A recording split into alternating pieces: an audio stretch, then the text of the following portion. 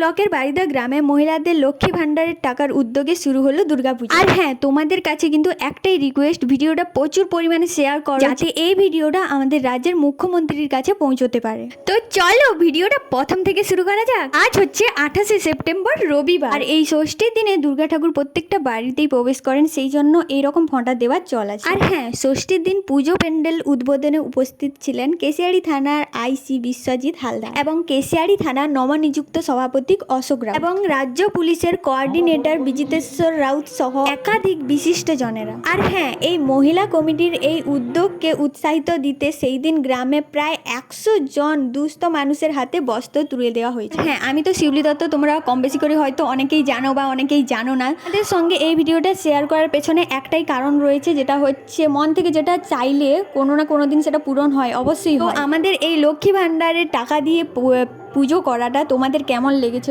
অবশ্যই আমাকে কমেন্টে জানিও। আর ভালো লাগলে অবশ্যই লাইক কমেন্ট শেয়ার তো করবেই, আর ভালো না লাগলে তাও বলো। কিন্তু আমার যেটা মনে হয় তোমাদের হয়তো ভালোই লাগবে। এরকম একটা কাজের সঙ্গে যুক্ত থেকে সত্যি বলতে আমাকে অনেক ভালো লাগছে। আর ভিডিওটা তোমাদের সঙ্গে শেয়ার করতে তো আরোই ভালো লাগছে। জানি না তোমরা কিভাবে এই ভিডিওটা নেবে, কোন দিক থেকে নেবে ভিডিওটা। তো আমি বলবো ভাই, পজিটিভ দিক থেকেই নিও, খারাপ ভেবো না এটা কোনো, ঠিক আছে? হ্যাঁ, অনেকেই আমি দেখছি সোশ্যাল মিডিয়াতে পোস্ট করছো আমাদের প্যান্ডেল বা আমাদের ঠাকুর। হ্যাঁ জানি হয়তো ছোট করে হয়েছে, তো এক না একদিন নিশ্চয়ই বড় করে হবে। প্রথমে তো ছোট থেকেই আরম্ভ করতে হয়, তাই না? তো একদিন না একদিন ঠিক বড় হবেই, তোমরা আশীর্বাদ করলে।